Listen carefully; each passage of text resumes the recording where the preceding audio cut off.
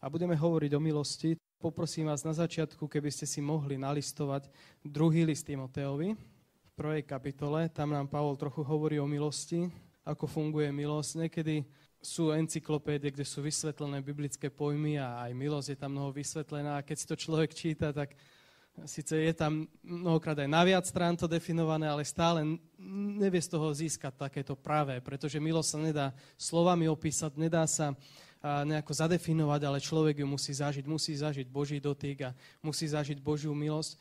A tu nám Pavol hovorí vlastne niečo o milosti. 2. list Timoteovi v 1. kapitole v 9. verši hovorí, že o Bohu, že ktorý nás spasil a povolal svätým povolaním, nie podľa našich skutkov, ale podľa vlastného predúloženia a podľa vlastnej milosti, ktorá nám je daná v Kristu Ježišovi pred večnými časmi. Iný preklad hovorí, že on nás spasil a povolal svätým povolaním, nie pre naše skutky, ale podľa svojho rozhodnutia a milosti, ktorú sme dostali v Kristovi Ježišovi pred večnými vekmi. Čiže vidíme, že už predtým, než bol stvorený svet, než vnikol vesmír, ako sme sa my stihli narodiť a nejako si zaslúžiť Božiu priazeň a Božiu milosť, tak dávno predtým si nás, každého jedného, Boh vyvolil, aby sme boli jeho deťmi, aby sme boli jeho ľudom, aby sme sa znovu zrodili, aby sme vstúpili do jeho povolania a nie na základe našich skutkov alebo kvôli tomu, čo sme spravili alebo nespravili, ale podľa svojho rozhodnutia. A to grécke slovo, ktoré tam je protézis, a to znamená Boží večný plán, ktorý je nemenný, ktorý sa nedá zmeniť, ktorý je stále aktuálny a ktorý vlastne pred založením sveta Boh sa tak rozhodol, že teba si vyberie v Kristu Ježišovi, aby si bol zachránený, aby si bol jeho synom. A to nám poukazuje vlastne na milosť, že milosť nie je to, že správ niečo a potom možno ťa budem milovať, ale milosť je to, že ešte dávno predtým, než si sa narodil, už som ťa miloval. Dávno predtým, ako si niečo dobre spravil, už si bol v mojom srdci, už som ťa miloval. Taký je postoj Boha k nám, k každému jednému. Toto nie je len jediný verš, ktorý to hovorí v Biblii, ale aj v Efežanom Pavol hovorí znovu to isté. V 1. kapitole si môžete nalistovať Efežanom 1. kapitolu v 4. verši. Tam to zase Pavol potvrdzuje a hovorí vlastne, že kto koho si vybral, kto koho si zvolil. Lebo mnohokrát hovoríme, že určitý deň som sa obrátil, vybral som si Ježiša Krista a bol som zachránený, ale on ešte prvý si nás vybral, on ešte dávno predtým. Tak ako tu hovorí Pavol v 4. verši, tak ako si nás v ňom vyvolil alebo vybral pred založením sveta, aby sme boli svätí a bezvadní pred ním v láske. Že znovu vidíme, nám to Pavol potvrdzuje, že ešte dávno predtým, ako sme sa narodili, Boh si každého jedného z nás vybral, Boh si nás zamiloval, pretože u Boha nie je čas a mnohokrát máme taký pocit, že keď zhreším, tak teraz Boh nejako zmenil svoj postoj ku mne, pretože som mu dal na to dôvod, teraz možno sa trošku scvrkla jeho láska, trošku sa umenšila a rýchlo musím to ísť odčiniť, rýchlo musím to dať do poriadku, aby jeho láska znovu narástla, aby ma znovu miloval, tak ako ma miloval predtým, ale Boh je vo večnosti a vie dopredu všetky naše rozhodnutia. Keď si nás vybral pred tými večnými vekmi, tak vedel, že jedného dňa, a netrvalo to až tak dlho, človek padne a bude potrebné, aby poslal svojho syna, aby položil svoj vlastný život za nás. Samozrejme, toto všetko Boh vedel a predsa do toho išiel. Nebol prekvapený, keď Adam zhrešil, nepovedal, že trošku nám teraz prekrížil plány, čo spravíme. Nevypukla nejaká panika v nebi, ale Boh mal svoj plán pripravený. Bol tam Ježiš Kristus, ktorý bol pripravený, aby išiel, aby zomrel za nás, pretože tak nás miloval ešte dávno predtým, ako sme mu dali na to príležitosť. Ešte jeden verš by som spomenul v Jánovi v 15. kapitole, že nie vy ste si mňa vyvolili, ale ja som si vás vyvolil a ustanovil som vás, aby ste vyšli a niesli ovocie a vaše ovocie, aby zostávalo, aby za čokoľvek by ste prosili Otca v mojom mene, dal vám. To, že nesieme ovocie, v skutočnosti nie je naša zásluha, ale je to rozhodnutie Ježiša Krista. Nesieme ovocie, pretože on sa tak rozhodol, že ponesieme ovocie. Dokonca to, že naše modlitby sú vypočuté, keď sa modlíme v jeho mene, tak je to jeho rozhodnutie. Niekedy máme dobrý deň, modlíme sa, máme čas čítať si slovo a potom máme ten pocit, teraz keď sa pôjdem modliť, tak Boh ma vypočuje, lebo naozaj som mal dobrý deň a zaslúžim si to. Potom je zase deň, kedy nebolo toľko toho času, ešte som sa aj pohádal s niekým a Skrátka, bol to veľmi zlý deň, ťažký deň a mám pocit, že dneska sa nepôjdem modliť, lebo Boh ma nebude počuť, dneska si to nezaslúžim. Ale toto nie je pravda. Ježiš nám hovorí, že to, že nás Otec počuje, keď prosíme v jeho mene, tak je to jeho rozhodnutie, pretože on sa tak rozhodol pre večnými vekmi. On si to vyvolil, preto aj teraz, keď sme sa dnes modlili, tak možno sme sa necítili pritom nejako špeciálne, možno sme sa ani necítili, že sme tie pravé osoby, ktoré by sa mali modliť za niekoho druhého, ale predsa spravili sme dobrú vec, správnu vec, pretože všetko záleží na jeho milosti, na jeho rozhodnutí, ktoré je nemenné, ktoré je večné a jeho milosť nedá sa nejak vynegovať našim správaním. Nemôžeš Boha prinútiť, aby ťa miloval menej, ako ťa miluje a zase ani svojou zbožnosťou ho nevieš prinútiť, aby ťa miloval viacej, ako ťa miluje, pretože jeho láska nezáleží na našich skutkoch, nezáleží na tom, čo robíme alebo nerobíme a nedá sa ani zväčšiť, pretože už teraz je nekonečná. Nedá sa k nej pridať a nedá sa ani z nej odňať. To je Božia milosť. A ešte jeden verš prečítam z Jana 44, nemusíte si to hľadať. Tam nám hovorí Ježiš, že nikto nemôže prísť ku mne, keby ho nepritiahol Otec, ktorý ma poslal a jeho vzkriesím v posledný deň. Čiže to dokonca, že sme prišli k Bohu, znovu bola Božia milosť, pretože on nás pritiahol. On je ten, ktorý nás priviedol do toho bodu rozhodnutia, kedy sme mu dali svoje životy, kedy sme sa obrátili. Aj to sa stalo z Božej milosti. Teraz je vždy taká otázka, dobre, ale tak môžem to spasenie stratiť, alebo dá sa nejako o neho prísť, alebo ako to funguje. To je taká väčšiná otázka. Ja odkedy som sa obrátil, tak samozrejme ma to vždy zaujalo a s každým, koho som sa stretol, tak to takisto ho to zaujalo. A rôzni ľudia majú rôzne názory, tí, ktorí sú trošku liberálnejší, tak povedia, že nedá sa to stratiť. Tí samozrejme, ktorí trošku v takej katolíckej výchove boli, tak tí povedia, dá sa to stratiť. A teraz je človek vlastne v takej neistote, ako to funguje. A v Jánovi 10. kapitole nám Ježiš hovorí v 27. verši, že mnohokrát tá otázka je zle položená, pretože správne nie je, že či môžem stratiť spasenie, pretože to znamená, že nejako náhodou niečo mi unikne, tak tu na nám hovorí Ježiš, že takéto niečo neexistuje, pretože v 27. verši hovorí, že moje ovce čujú môj hlas a ja ich znám a nasledujú ma a ja im dávam večný život a nezahynú na veky. A nikto ich nevytrhne z mojej ruky. Môj Otec, ktorý mi ich dal, je väčší od všetkých a nikto ich nemôže vytrhnúť z ruky môjho Otca. Ja a Otec sme jedno. Čiže naše spasenie je v rukách Pána Ježiša Krista a v rukách nášho nebeského Otca a nikto nemôže nás vytrhnúť z jeho ruky. Nikto nemôže jeho milosť z nejako odstrániť alebo zobrať od neho, pretože v inom verši Pavol hovorí, že Boh je Otec milosrdenstiev a Boh každého potešenia, čiže to je jeho prirodzenosť, jeho samotná podstata, ktorá vychádza z lásky. Biblia hovorí, že Boh je láska a táto láska je koreň jeho milosti a milosrdenstva. Jeho láska, jeho milosrdenstvo vychádza z jeho lásky.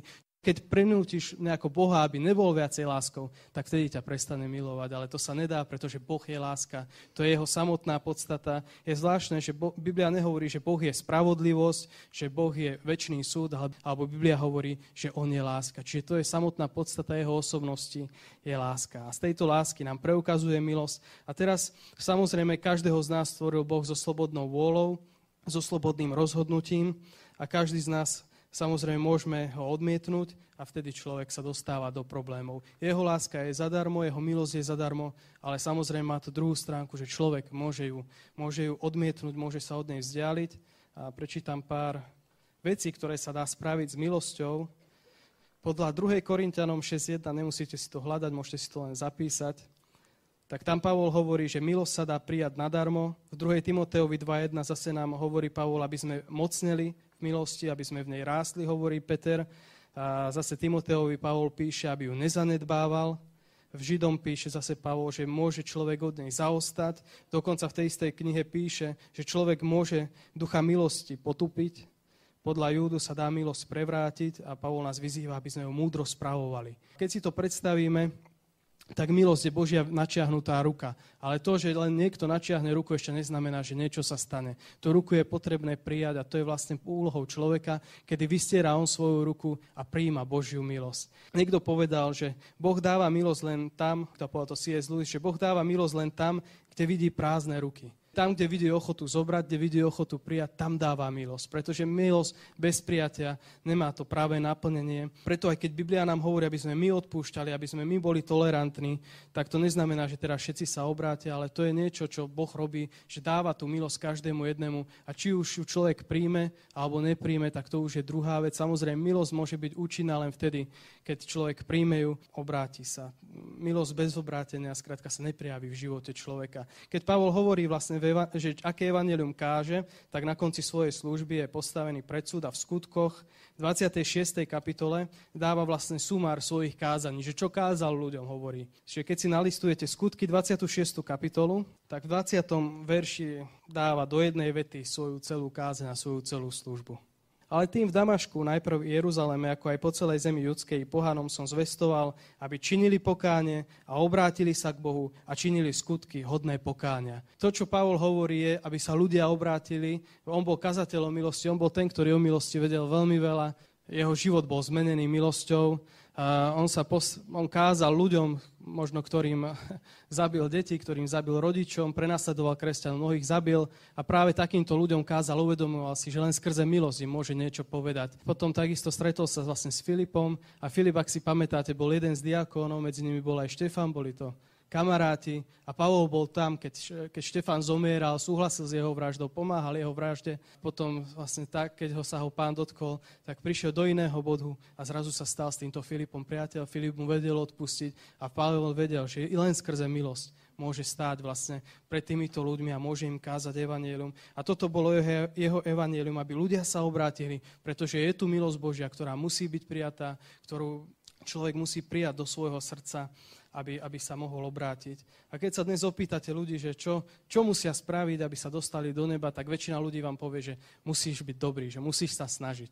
Ale vidíme, že Biblia nedáva v skutočnosti takúto odpoveď, že človek sa má snažiť. Ježiš nehovorí, že kto sa snaží, tak ten príde ku mne, ale hovorí, že ten, kto túži, ten, kto chce, ten, kto si prizná, že ho potrebuje, ten, ktorý má potrebu, tak to je ten, ktorý ho príjme, ktorý dostane večný život. A včera som čítal jeden príbeh o jednom dievčati v Amerike, takom malom meste žila, mala rodičov, ktorí boli kresťania a vlastne každú nedeľu hovorili, aby išla s nimi do zboru, aby prišla ku Kristu, aby mu dala svoj život a rozprávali o tom, ako by teda mala žiť, že nie je dobré robiť veci, ktoré robí, že dobré by bolo, keby zmenila trošku svoj život a toto jej vadilo, pretože sa cítila obmedzená, aj prekážali jej radosti, tak jedného dňa odišla z domu, utiekla, rozhodla sa, že pôjde na nejaké lepšie miesto, tak išla niekde do Kalifornie a hneď na druhý deň stretla takého úžasného fešáka, krásneho, svalnatého, ktorý mal veľké, úžasné auto. Jej sen zrazu sa stal skutočnosťou, zistila, že naozaj existujú výborní ľudia vo svete, ktorí ju majú radi, ktorí majú o ňu záujem, ktorí sú jej schopní poskytnúť luxus, bohatstvo. A tak prišli do Kalifornie, pretože náhodou on bol tiež odtiaľ, tak ona u neho začala bývať, on ju začal učiť potom nejaké veci, aby vedela fungovať aj s inými mužmi. A tak sa zrazu dostala na nejaké miesto, kde musela sa stretávať aj s inými mužmi, ale nevadilo jej to, lebo mala takú zázračnú pirulku, ktorú keď si dala, tak sa dobre cítila. Mala výborné autá drahé, stretávala sa s rôznymi celebritami, chodila do úžasných nočných klubov a jej život bol ideálny. Sice sem tam si spomenula na rodinu a že niekde je nejaký otec, ktorý ju miluje, nejaká rodina, nejaká matka, súrodenci, ale samozrejme tie zázračné pilulky vždycky vyriešili tento konflikt. Až prišiel jeden deň, kedy sa zistilo, že sa nakazila, že má nejakú chorobu závažnú.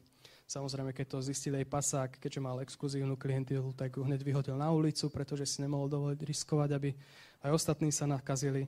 Zrazu z kráľovnej sveta sa stal tuláčka, žobráčka, ktorá nevedela nič robiť, nemala ešte ani 18 rokov. Bola tam v zime vonku, sama, bez akýchkoľvek peňazí, aby samozrejme mohla prežiť a kupovať si aj naďalej svoje čarovné pilulky, tak zmenila klientelu, už viacej to neboli exkluzívni muži bohatí, ale to boli všelijaká zberba, všelijakí zlí ľudia, ktorí ju niekedy aj zbili a nič jej nedali a zrazu padla na samé dno. A keď tam tak ležala na zemi a spadal na ňu sneh, tak vtedy jej napadlo, že tam, kde som bývala u môjho otca, tam dokonca aj pes sa má lepšie, ako sa mám teraz ja. A začala si pripravať, že čo povie otcovi, keď príde domov, určite ho nebude chcieť prijať. Kto by chcel takúto osobu za dceru? Kto by ju chcel naspäť domov? kto by mal o ňu záujem. A tak, keď ako si pripravovala, čo mu povie, tak nevedela nájsť samozrejme správne slova.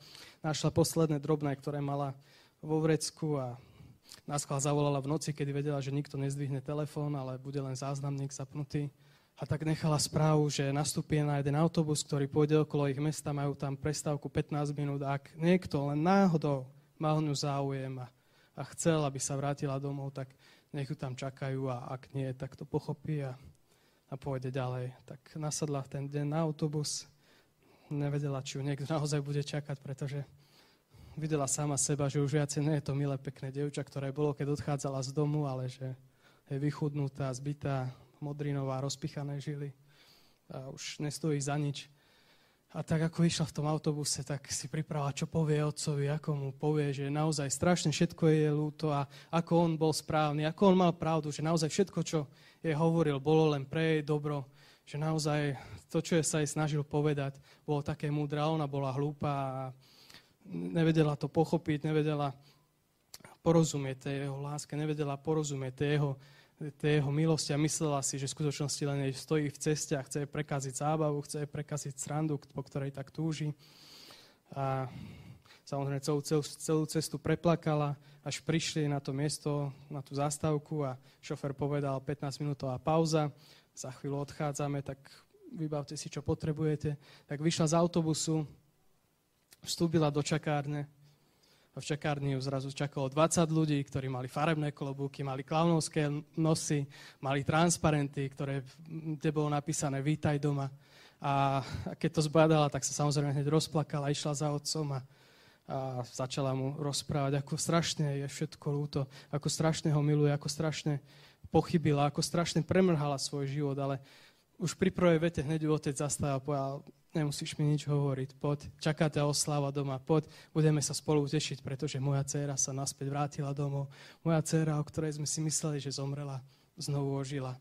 Poznáte tento príbeh veľmi dobre, pretože aj v Biblii je to podobenstvo samozrejme o marnotratnom synovi, ale tá doba už je nám tak vzdialená, že nám znie tak trošku cudzo ten príbeh, ale keď si ho dáme do dnešných dní a interpretujeme si ho do svojej vlastnej situácii, že naozaj všetci sme to veľmi pokazili vo svojich životoch. Všetci sme veľmi minuli ten cieľ a dali sme Bohu všetko právo, aby nás nenávidel, aby zlomil nad nami palicu.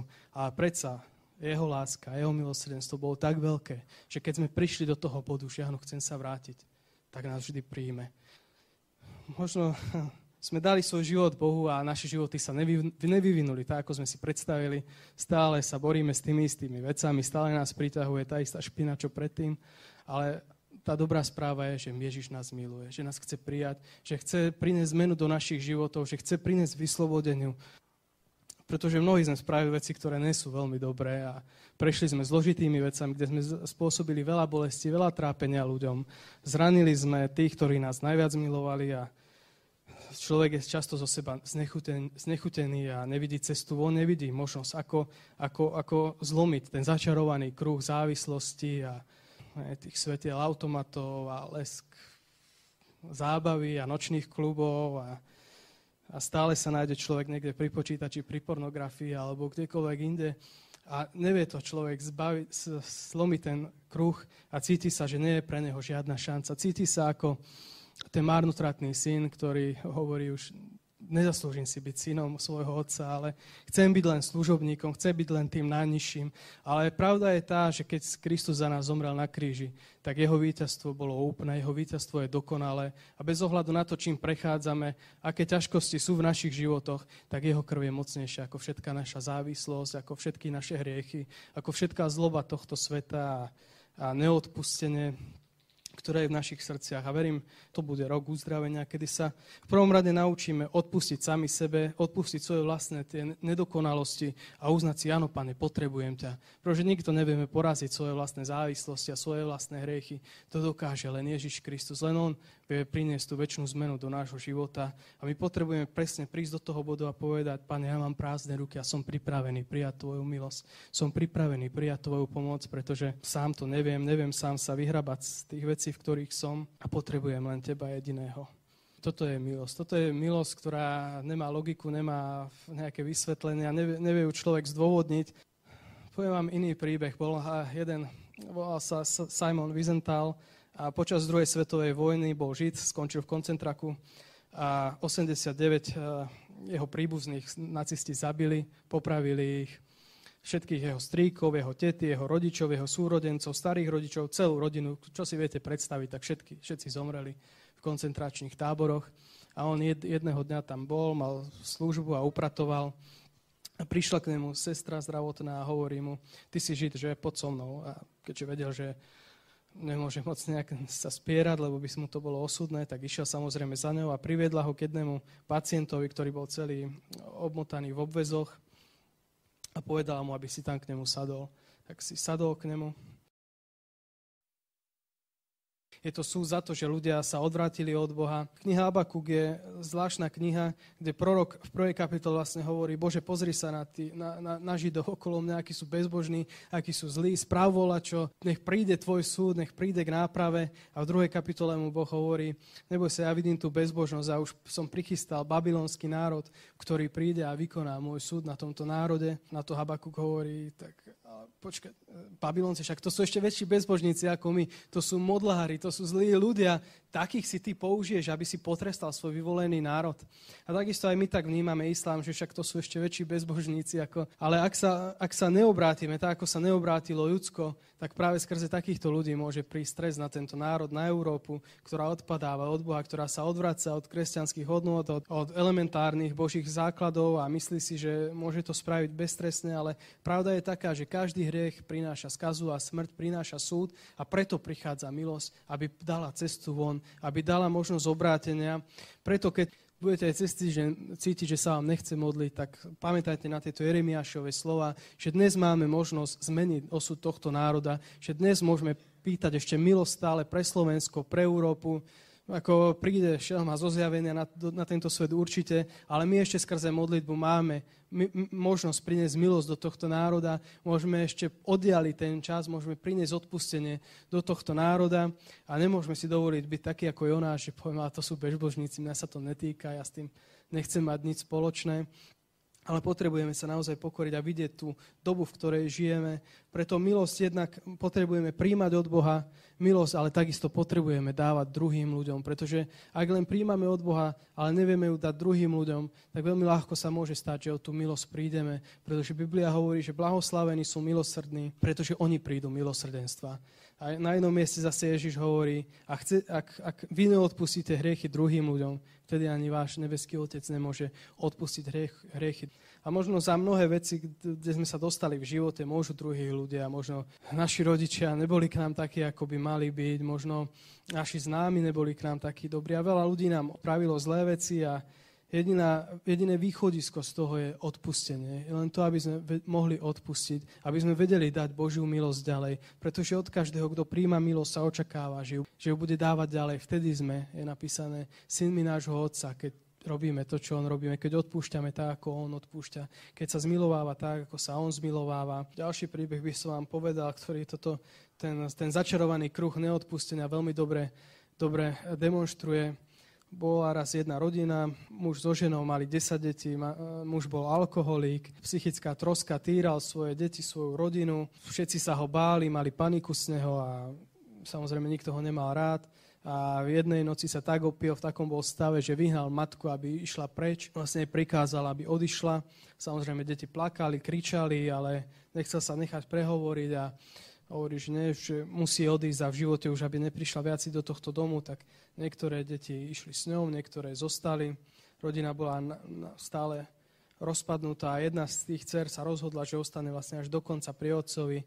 Pokiaľ bude teda ešte dieťa, dokiaľ nebude dospelá, tak sa o neho starala a pomáhala mu, ale s tým, že ho nenávidela a stále mu vo svojom srdci vyčítala, že za všetko môže on, že on je ten, ktorý zničil život jej matky, jej súrodencov a vlastne už nikdy nebudú rodina, ktorou by mohli byť. A niekoľko rokov prešlo a tento muž bol na tom stále zle, až jedného dňa už bol na tom tak zle, že nemal čo jesť, nemal kam ísť. Akurát armáda spásy robila jednu akciu a tak chcel sa najesť, chcel vlastne sa vyspať niekde v teple konečne, tak vošiel dovnútra a bola tam podmienka, že ale aby vlastne mohli ich nasýtiť, tak museli ísť na bohoslúžbu. A tak bola bohoslúžba, nakoniec dali výzvu na spasenie a tak jemu to bolo blbé, že tak budem tu za chvíľu jesť, tak aspoň pôjdem a spravím im trochu láskavosť. Tak išiel dopredu a modlil sa modlitbu spasenia. Na jeho veľké prekvapenie, jeho život sa odtedy zmenil. Zažil Božiu lásku, Boží dotyk. Samozrejme vedel, že ublížil svojej rodine, tak vyhľadal každé jedno dieťa, aby poprosil o odpustenie. Najprv mu neverili, lebo už ho poznali a vedeli, že skrátka je to podvodník, klamár a že zase určite niečo vymýšľa, chce od nich vytiahnuť len peniaze, ale pokračoval v tom ďalej a tak mu všetci odpustili, až teda na to dievča, na tú dcéru, ktorá vlastne s ním žila. Tá mu nechcela odpustiť, pretože on bol ten, ktorý zničil jej rodinu, jej domácnosť. Do dňa jeho smrti mu neopustila. Aj napriek tomu, že žil u jej sestry, ktorá bývala len nejakých 5 domov od nej, tak do poslednej chvíle mu vlastne neodpustila. A celý svoj život vlastne sa snažila, aby nezopakovala tieto chyby jej otca. Snažila sa o to, aby mala dobrú rodinu, aby mala dobré deti, aby mala vzorné manželstvo. Len to sa jej nejako nedarilo. Bola vyčerpaná z toho. Manžel nebol taký, aký si predstavovala, že bude. Deti behali po dome a vrieskali, robili zle a tak bola z toho nervózna, len kričala stále na nich a vlastne naučila sa nemať rada svoje deti. Tá nenávisť sa šírila vlastne až takto vlastne na vnúčatá toho otca. Potom jej dcéra vyrástla, dospela, obrátila sa, predsa nevedela vlastne sa zmieriť s tou matkou, pretože matka bola taká, aká bola. Aj táto dcéra mala dieťa a zrazu zistila, že aj v jej živote znovu sa tento istý kolobeh opakuje. Znovu jej deti nechcú byť veriaci, nechcú chodiť do zboru, ale chcú byť hypisáci, chcú robiť iné veci. A tak to skončilo tak, že ich vyhodila zo svojho domu a povedala ich, že keď nebudú slúžiť Bohu, tak sú pre ňu mŕtve a nechce mať s nimi nič spoločné. A vlastne takto tento cyklus pokračoval ďalej a bolo paradoxné, že jeden vlastne kazateľ im slúžil všetkým trom týmto generáciám a snažil sa nejako ich dať dokopy, snažil sa ich nejako pomôcť im výjsť z tohto kruhu, ale ani jeden nechcel poláviť. Všetci mali pocit, že ten druhý mi odpustil, preto sú pre mňa mŕtvi, ja im neodpustím. Ja skrátka som s nimi skončil. A tak boli 3 generácie, ktoré si nevedeli odpustiť. Len kvôli tomu, že raz niekto zahorkol vo svojom srdci, nevedel odpustiť a tak vlastne uvoľnil tento druh smrti duchovnej na celú rodinu. A preto vlastne nám Biblia hovorí, aby sme odpúšťali, pretože nie je to len to, že Boh chce, aby sme odpustili, ale preto, že to má svoje praktické účinky, že keď my nebudeme vedieť odpustiť, tak potom sami nebudeme vedieť prijať milosť, sami nebudeme vedieť prijať od Boha s otvoreným náručím, ale budeme zatvrdení vo svojom srdci a budeme ako tí farizei, ktorí si mysleli, ale ja robím len tie dobré veci, to tí všetci naokolo robia zlé veci, tí si zaslúžia trest, tí si zaslúžia zahynúť, ale ja som ten spravodlivý, moje svedomie je čisté a pritom človek nevidí, že potrebuje naozaj každý deň odpustenie. A toto bol problém aj Jonáša. Jonáš sa cítil samozrejme povýšený, pretože on bol Žid, on bol Hebrej, on bol dedič zasľúbený. Prečo by on mal ísť týmto bezbožníkom kázať? Prečo by im mal ísť svedčiť o Božej moci? Ale tak keďže nemal na výber, tak vlastne v 5. verši čítame, že sa stalo niečo neuveriteľné. A toto je pravdepodobne jeden z najväčších zázrakov starej zmluve. Je tam napísané: a mužovia mesta Ninive uverili Bohu, vyhlásili pôst a obliekli smutočné vrecia, všetci od najväčšieho z nich až do najmenšieho z nich. Čiže vidíme, že celé mesto sa obrátilo. Pritom Jonáš im nesľuboval, že obráte sa, príde nejaké zmierenie, príde pokoj. Oni len povedali si, hádam je šanca, hádam máme možnosť, tak ako tento Jonáš, ktorý utekal pred Bohom, ale predsa Boh mu odpustil a nejako ho poslal naspäť do služby, tak sa zmiluje aj nad nami, tak aj nám dá milosť, tak išli, ponížili sa. 10. verš hovorí, a Boh videl ich skutky, že sa odvrátili od svojej zlej cesty a tak sa Boh zľutoval nad tým zlým, o ktorom hovoril, že im ho učiní a neučinil. Tam to slovo, ktoré je, že ľutoval zlé, alebo respektíve znamená doslova, že mu odľahlo. Tam ten hebrejský výraz znamená, že niekto si sťažka vydýchol, že naozaj mu padlo bremeno zo srdca, pretože smrť nie je Božia vôľa. Boh nestvoril človeka, aby išiel do zatratenia, ale preto, aby mal večný život, aby bol s ním. A preto Boh má radosť, keď sa ľudia obracajú. Môžeme si predstaviť, ako hovorí Ježiš v evanjeliách, že je veľká radosť nad jedným spravodlivým v nebi, že celé nebo sa raduje. Takže keď sa obracalo Ninive, tak v nebe bola obrovská radosť, radovalo sa celé nebo, ale predsa tam bola jedna figurka, tu na zemi Jonáš, ktorý tam stál opodiaľ a tam si reptal a šeptal, a ja som vedel, že Boh im odpustí, nemal som sem ísť. No, poznáte to podobenstvo o tom marnotratnom synovi, ten starší syn, ktorý tam hundre. Všetci sa radujú, všetci majú dobrú náladu, len on sa tam kúpe v tej negativite a že sa v tom vyžíva. Kľúčové slovo je tu, že Boží hnev sa odvrátil. Hneď v ďalšom verši čítame, to sa náramne nelúbilo Jonášovi a zapálil sa hnevom. Čiže Boží hnev vlastne odišiel z Ninive a vtedy sa zapálil Jonášov hnev, pretože sa stalo vlastne to, čo Jonáš nechcel, aby sa stalo. Bolo odpustené Ninive a v 2. verši hovorí Jonáš, modlil sa Hospodinovi a povedal, prosím o Hospodine, či nie je toto to, čo som hovoril, dokiaľ som ešte bol na svojej zemi. Preto som sa aj ponáhľal, aby som utekol do Taršíša, lebo som vedel, že ty si silný Boh milosrdný a ľútostivý, dlhozojvajúci a veľký, čo do milosti, a ktorý ľutuješ zlého. A tak teraz, Hospodine, vezmi prosím odo mňa moju dušu, lebo mi je lepšie zomrieť ako žiť. Čiže Jonáš chce radšej zomrieť, ako prizerať sa na to, ako sa tí tam veselia, ako im je odpustené. Radšej chce zomrieť. A bol aj iný prorok, ktorý chcel zomrieť, aj Eliáš chcel zomrieť, keď videl, čo sa deje. Len rozdiel bol v tom, že Eliáš bol smutný nad tým, že Izrael sa nechcel obrátiť, že ľudia nechceli slúžiť Bohu, tak hovorí, už mám toho dosť, chcem zomrieť. A Jonáš práve vidí pravý opak, vidí, ako ľudia uveria na jeho kázeň, ako sa deje jeden z najväčších zázrakov starej zmluvy. A Jonáš hovorí, Bože, radšej ma zabiješ, na toto sa mám pozerať, zober ma radšej k sebe. Vlastne ten verš, ktorý cituje o tom, že aký je Boh, tak to je to, čo hovorí Boh Mojžišovi, keď sa mu ukazuje, aký je, kde mu zjavuje svoj charakter, že on je ľútostivý, on je milostivý. To je to, čo sa samozrejme nepáči Jonášovi. Boha kritizuje za to, aký je, že je milostivý a že sa zmilováva. Pritom ešte kapitolu predtým on sa modlí v žalúdku ryby a modlí sa, Bože, odpusti mi, že som tu, daj mi druhú šancu, nech to prežijem. A Boh mu dal šancu, zmiloval sa, ale keď vidí, ako sa Boh zmiluje aj nad niekým druhým ako nad ním, tak samozrejme tomu zrazu prekáža a Boh sa pýta na to v 4. verši. Na to riekol Hospodin, či je dobré, že si sa rozpálil hnevom. Toto je kľúčová otázka v skutočnosti celého tohto príbehu, že tento príbeh nie je o veľkej rybe, ktorá zjedla Jonáša, ale tento príbeh je o veľkom Bohu, ktorý ukazuje svoju milosť, ktorý sa pýta Jonáša, je správne, že ty sa hneváš, že ty závidíš druhým ľuďom? No, nečítame už Jonášovu odpoveď, ale v 5. verši čítame, že Jonáš vyšiel z miesta, sadol si na mieste od východu mesta, spravil si tam budu a sadol si do nej do tvone, dokiaľ by neuvidel, čo bude s mestom. Takže Jonáš ešte stále má nejakú nádej, že možno predsa sa to zvrhne na Sodomu Gomoru a uvidí nejakú show, uvidí nejaký oheň, ako padá z neba. Tak tam sedí a čaká a Boh mu dal, aby tam vyrástla rastlina, ktorá mu vlastne prinesie tieň, aby sa dobre cítil. A tu v 6. verši prvýkrát čítame, že Jonáš je šťastný. A Hospodin Boh nastrojil Kikajón, ktorý vyrástol nad Jonáša, aby bola vôňa nad jeho hlavou, aby ho vytrhol z jeho zlého. A Jonáš sa radoval Kikajónu veľkou radosťou. Keď sa obracali ľudia, vtedy chcel zomrieť, ale keď vyrástla táto krásna kvetinka, ktorá mu priniesla tieň, tak zrazu už aj on má dobrý pocit, už aj on sa cíti dobre. Prichádza trošku zvrat udalosti v 7. verši, ale Boh nastrojil červa, ktorý keď na druhý deň ráno vychádzala zora, ktorý ranil Kikajón. Kikajón je zrejme nejaký ricín obyčajný by to mohol byť, alebo niečo taký, nejaký krik.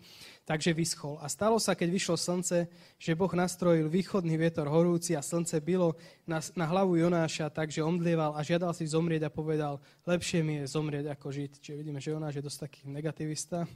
Na druhej strane ten východný vietor je tzv. Sirokok, čo je púštny vietor, ktorý je naozaj neznesiteľný. Ale to, čo Boh tu robí Jonášovi, je vlastne, že ho prevádza cez to, čo sám Boh cítil.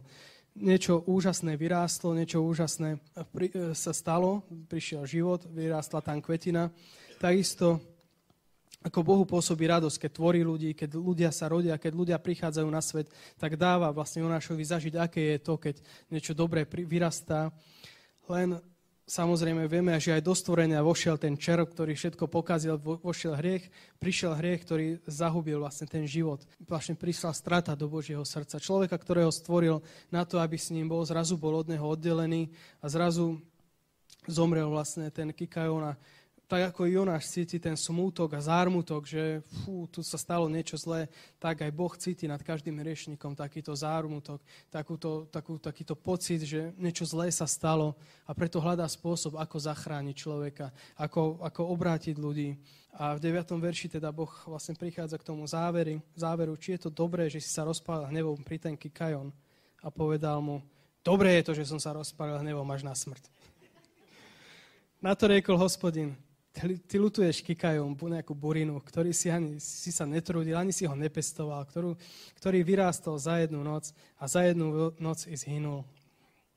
Čiže vidíme, že tu vlastne je Jonášové pokrytectvo, že v skutočnosti Jonáš jediný dôvod, prečo má rád ten krík, bol, že mu priniesol chládok. V skutočnosti nemal žiaden záujem o ten krík a tam ukazuje Boh vlastne rozpor medzi tou ľudskou prirodzenou láskou, medzi jeho láskou, že on je ten, ako hovorí vlastne v tom poslednom verši.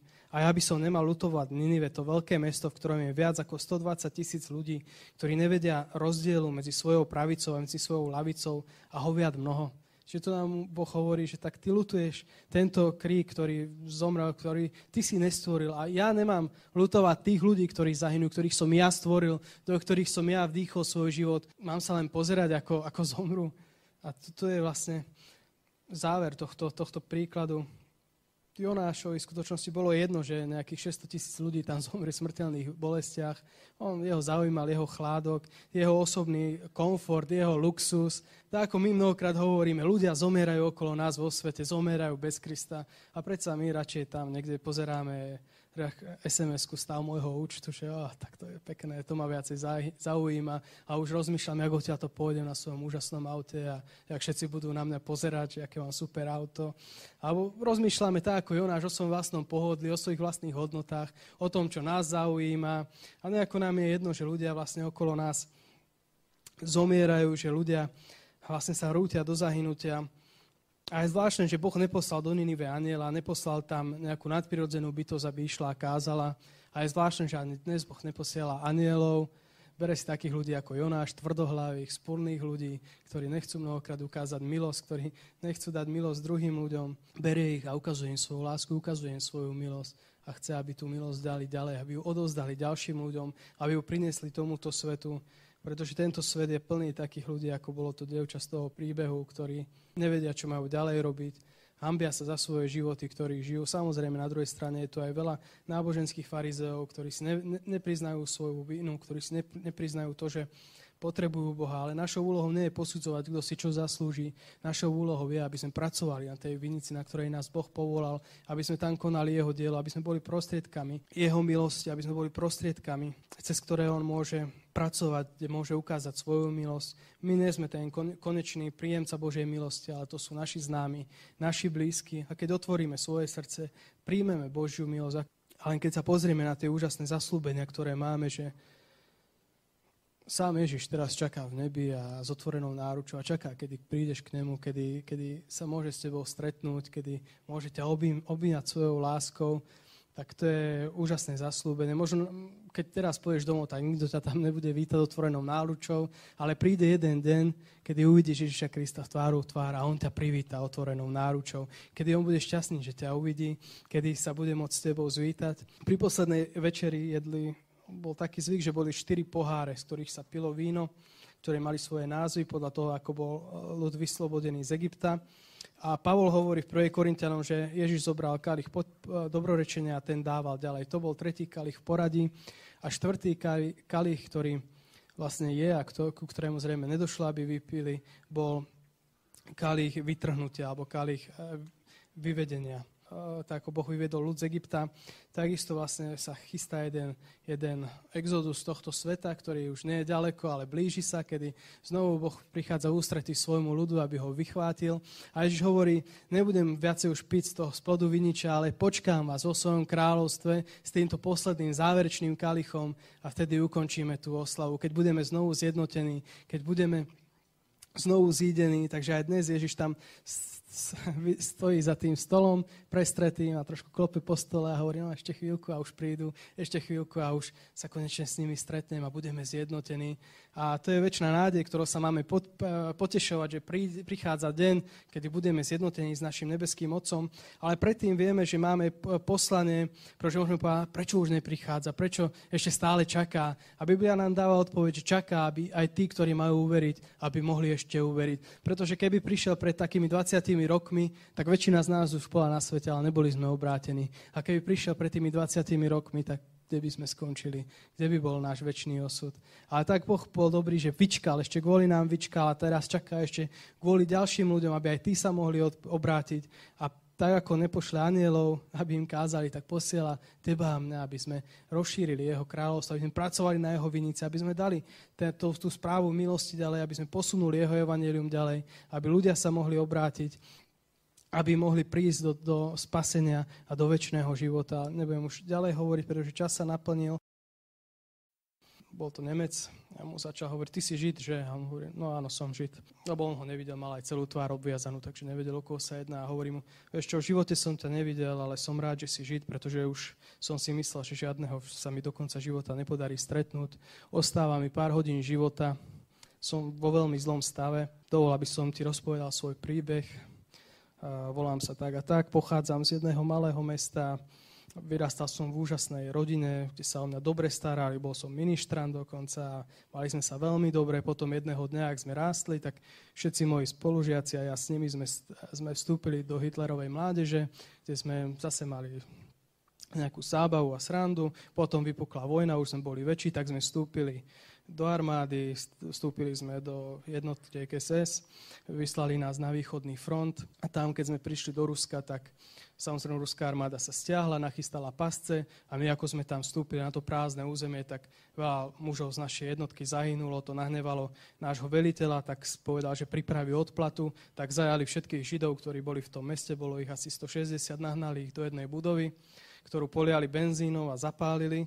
Vojaci sa dookola postavili s tým, že každého, kto bude utekať, že zastrelia, aby nikto neprežil. To, čo som tam videl, tak ma odvtedy prenasleduje po všetky večere môjho života, neviem spávať, pretože tam, ako tí ľudia horeli, tak som tam videl jedného otca, ktorý mal bábo vo svojich rukách a snažil sa mu pomôcť, ale samozrejme nedalo sa to, lebo oheň šíril sa. Tam vedľa jeho matka stála úplne nepríčetná, kričala tam a samozrejme vyskočili z tej budovy, vyskočili z okna, aby utiekli, ale spravili pár krokov a hneď ich zasiahli guľky a padli dole. A toto sme počúvali, vlastne ten škrekot, ako deti tam revali, ako plakali a neviem sa zbaviť tohto pocitu. Viem, že si Žid a ako nemáš mi absolútne žiadne právo odpustiť, ale predsa ťa žiadam, odpusti mi, prosím ťa, pretože len ty jediný mi môžeš ako Žid odpustiť to, čo sa stalo. A ten človek tam tak sedel a samozrejme znechutený, a on sa postavil a odišiel preč. Bez toho, že by ho odpustil. A potom vlastne prežil zbytok svojho života rozmýšľaním, čo mal spraviť. Mal odpustiť, nemal odpustiť a napísal mnohým ľuďom, mnohým morálnym autoritám, písal listy rôznym židovským vodcom, ktorí mu napísali, dobre si spravil, keby som ja tam bol, ešte by som ho aj zaškrtil na tej posteli. Dobre, že si ho neodpustil, pretože nikto ti nedal právo, aby si mohol hovoriť v mene miliónov Židov a odpúšťať ťa zločincom. A napísal mu potom jeden Afričan, jeden kazateľ a hovorí mu, že no veľmi dobre poznám, že čím si prešiel, pretože ja sám vlastne tu v Afrike som bol v oslobovacom fronte a bojovali sme proti Francúzom, ktorí nás okupovali a takisto že veľká časť mojej rodiny zahynula v týchto bojoch. A ak by som ti mal odpovedať slovami starého zákona, tak ti poviem, že dobre si spravil, že si neodpustil, ale ako novozmluvný veriaci, keď ti mám odpovedať slovami Pána Ježiša Krista, tak ti musím povedať, aby si odpustil, alebo mal si teda odpustiť, mal si priniesť odpustenie. Toto vlastne poukazuje na konflikt, ktorý je vo svete, že svet nevie odpúšťať, nevie dávať milosť, nevie ju človek dať. A to je rozdiel medzi svetom a medzi Bohom. Že Boh je ochotný odpustiť, že on je ten, ktorý nevyčituje, ale každému, kto príde k nemu, dá milosť, dokonca aj masovým vrahom, zlým ľuďom, ktorí keď prídu na ten stav rozhodnutia, že chcú odpustenie, tak Boh ho dáva. A verím, že ešte nikto z nás sa až do takejto situácie nedostal, že ešte pre každého jedného je tu z nás milosť. A môžeme ísť do Matúša, do 20. kapitole, kde je jedno podobenstvo, kde Ježiš chce hovoriť o milosti, ale samozrejme vie, že keď bude hovoriť len nejaké slova, tak ľudia neporozumejú, tak ide a hovorí podobenstvo. A hovorí, že pripodobním vám vlastne milosť, ktorá je v Božom kráľovstve k jednému človeku. A tento človek je veľmi extravagantný, robí zvláštnu vec, ktorú nikto iný nerobí, preto vám tento príbeh ani neodporúčam ako biznis plán, aby ste takto vystupovali vo svojom podnikaní, ale ukazuje nám na tú extravagantnosť Božej milosti, ako to funguje v Božom kráľovstve. A toto podobenstvo vlastne odpoveď na Petrovú otázku, ktorá prišla o kapitolu skôr. Tam čítame, že najprv Ježiš žehná malým deťom a hovorím, že presne takýchto ľudí je nebeské kráľovstvo. Potom prichádza ten mladík bohatý, ktorý mu hovorí, tak čo mám robiť, aby som mal večný život?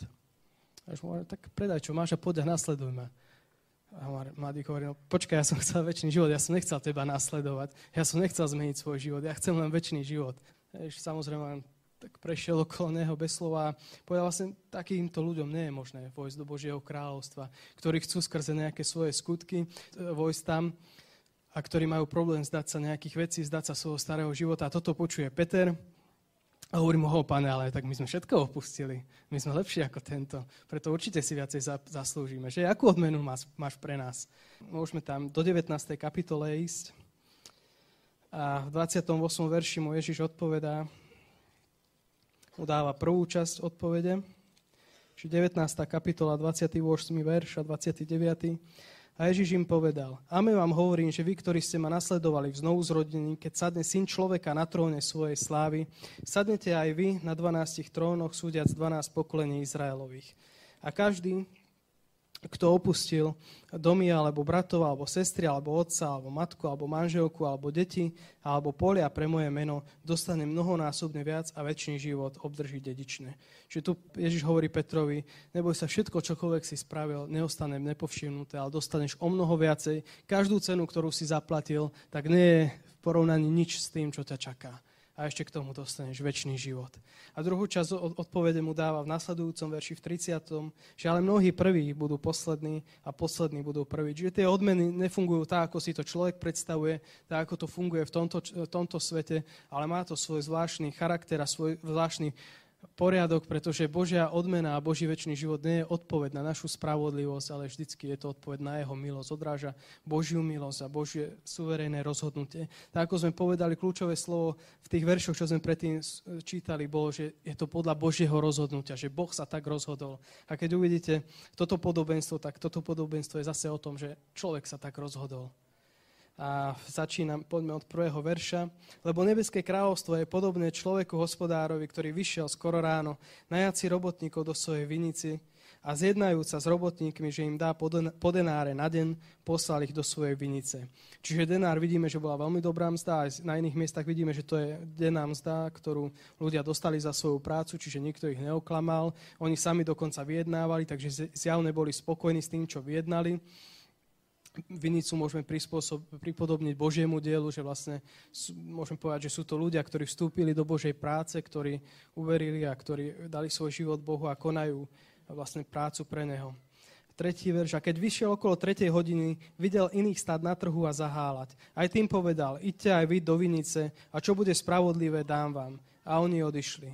Opäť vyšiel okolo 6. a 9. hodiny a urobil to isté. Potom výjdúc okolo 11. hodiny, našiel iných stáť a zaháľať a povedal im, čo tu stojíte celý deň a zaháľate? A povedali mu, pretože nás nikto nenajal. A on im povedal, idte aj vy do vinice a čo bude spravodlivé, dostanete. O 3. hodiny to je o 9. Čiže s prvými sa dohodol o 6. Tedy začína židovský pracovný deň, ktorý trvá do 6. večera s tým, že je tam dvojhodinová obedná prestávka.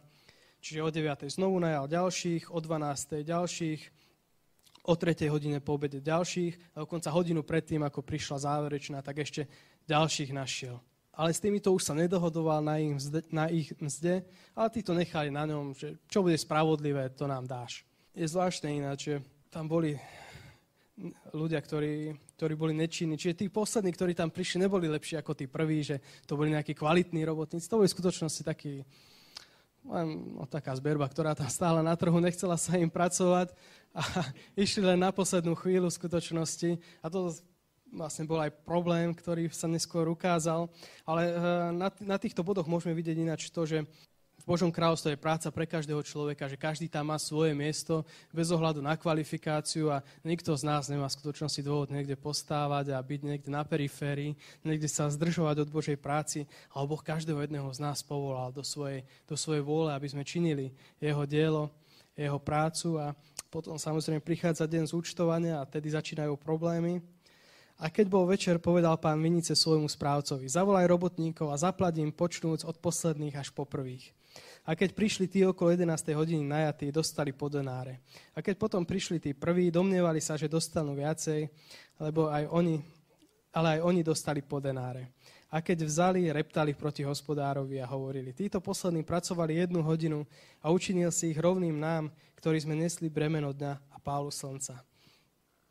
Čiže keď prišlo vyúčtovanie, tak aj napriek tomu, že sa dohodli na denáre a dostali presne podľa toho slova alebo podľa tej dohody, tak niektorí sa cítili uškodení, cítili sa, že ich niekto okradol, že toto je nespravodlivý systém, pretože oni dlhšie pracovali, dokonca v horších podmienkách, slnko na nich svietilo celý deň a ak ste niekedy v lete robili vonku, tak viete, čo to je, keď na vás celý deň svieti slnko, že je to veľmi ťažké vtedy niečo robiť a dostali vlastne rovnakú odmenu ako tí, ktorí prišli poslední. V skutočnosti ale ich pohľad je zlý, pretože oni nedostali menej, ako im bolo slúbené, alebo nikto nebol okradnutý, len rozdiel bol v tom, že niektorí dostali viacej, ako čakali.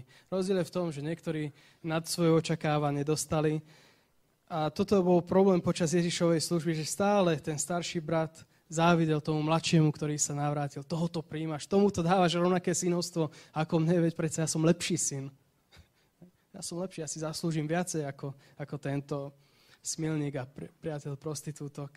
To isté zase bolo, keď bola tam smilnica, ktorá umývala Ježišove nohy a boli tam ľudia, ktorí sa nad tým pohoršovali a mali s tým veľký problém a tiež sa videli, že my sme lepší, Ježiš nás si všíma, nie je tú smilnicu, ktorá ti nohy umýva, nám sa venuje, nie je týmto colníkom, publikánom, tejto zberbe, ale Ježiš práve tým sa venoval, ktorí boli pripravení ho počúvať. Tí, ktorí mali otvorené srdce, pretože Ježiš prišiel nie, aby jemu slúžili, ale aby dal milosť tým, ktorí ju potrebujú. A problém je v tom, že keď si človek neuvedomuje, že potrebuje milosť, tak ju ani nemôže dostať. Len ten, kto naozaj ide podľa Božej milosti, tak ten môže dostať dobrú odmenu. A vlastne ten príbeh končí. Tak budú poslední prví a prví poslední, lebo mnoho je povolaných, ale málo je vyvolených. Čiže vidíme, že Boh je ochotný spraviť pre ľudí viac, ako si zaslúžia, že je oveľa lepšie Bohu slúžiť s vierou, v poslušnosti, v milosti, ako skutkami. Na druhej strane samozrejme toto odrážalo aj ten postoj tých 12 učeníkov, ktorí prišli ako prví, boli už 3 roky učeníkmi a teraz Ježiš vlastne na konci svojej služby dáva príležitosť tomu bohatému mládencovi, a tak sa cítia, možno, že oni si viacej zaslúžia ako ten bohatý mládenec, lebo oni tam boli celý život s ním, celý život slúžili Bohu, alebo teda celé tie 3 roky a preto by mali dostať viacej, pretože viacej obetovali, pretože viacej sa zasvetili Bohu. Problém je ale v tom, že Ježiš to nevidel takto, ale vidí to tak, že každý, kto je ochotný prísť k nemu, tak ten dostane milosť. Že nejde o to, o odplatu alebo odmenu, ale ide o to, aby ľudia dostali podľa Božej milosti. A tá je vždy lepšia ako to, čo si človek zaslúži. Nikdy nemôžeme vyjednať s Bohom viacej, ako On nám chce dať. Nikdy nech spravíme akúkoľvek dohodu s Bohom, dohodneme sa na denári, tak budeme ukrátení, pretože Boh chce dať každému z plného náručia.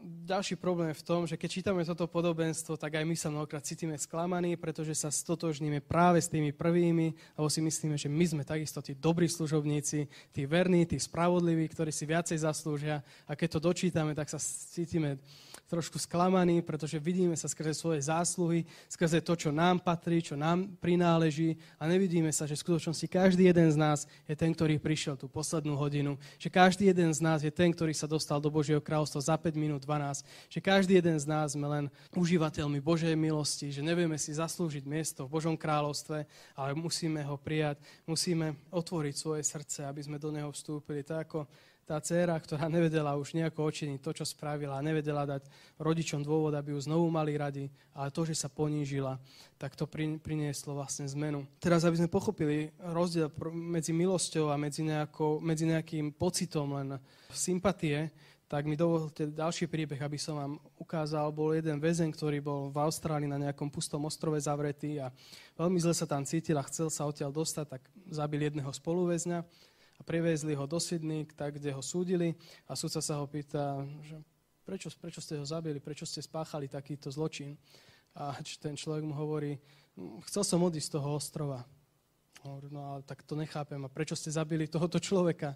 A on hovorí, no viete, ja som katolík. Samovraždu spáchať nemôžem, pretože by som išiel hneď do pekla. Ale keď zabijem človeka, prevezú ma do Sydney, tam sa vyspovedám farárovi, tak ešte stále mám možnosť ísť do neba.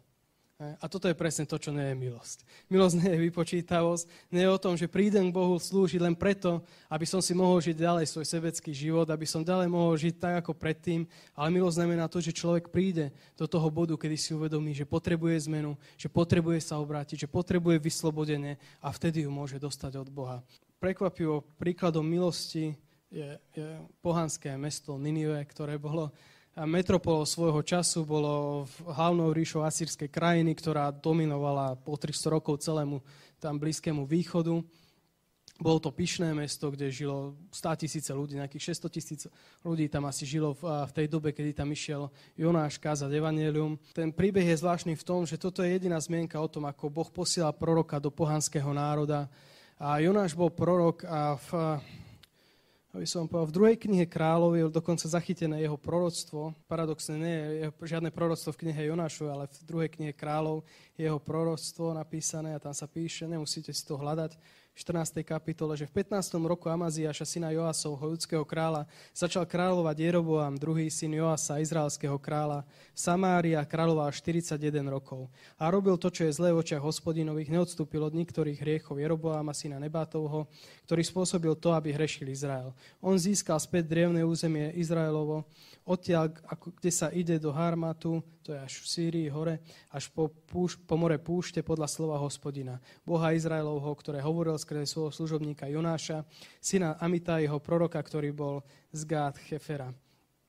Čiže Jonáš bol človek, ktorý rád prorokoval určite a hlavne rád prorokoval svojim vlastným kráľom dobré pozitívne posolstva. Tento príbeh je v druhej knihe Kráľov, v 14. kapitole, verše 23-25. Avšak jedného dňa mu Boh hovorí, že no dobre si prorokoval izraelskému kráľovi, ale teraz pôjdeš do Ninive a budeš prorokovať tam. Budeš prorokovať o prichádzajúcom súde, ktorý prichádza. A toto nebola ľahká vec, pretože, ešte vám prečítam 2 verše, pretože v tomto období v skutočnosti už pôsobia proroci Hozeáš a Ámos, ktorí hovoria o skaze, ktorá prichádza na Izrael a tá skaza príde práve z Asýrie skrze vlastne tú ríšu, do ktorej má ísť Jonáš kázať, aby sa obrátili, aby ich Boh nezničil. Čiže v Hozeášovi vlastne sa píše, že nenavráti sa o Izraele do egyptskej zeme, ale Asúr, respektíve Asýria, ten bude jeho kráľom, pretože odopreli navrátiť sa.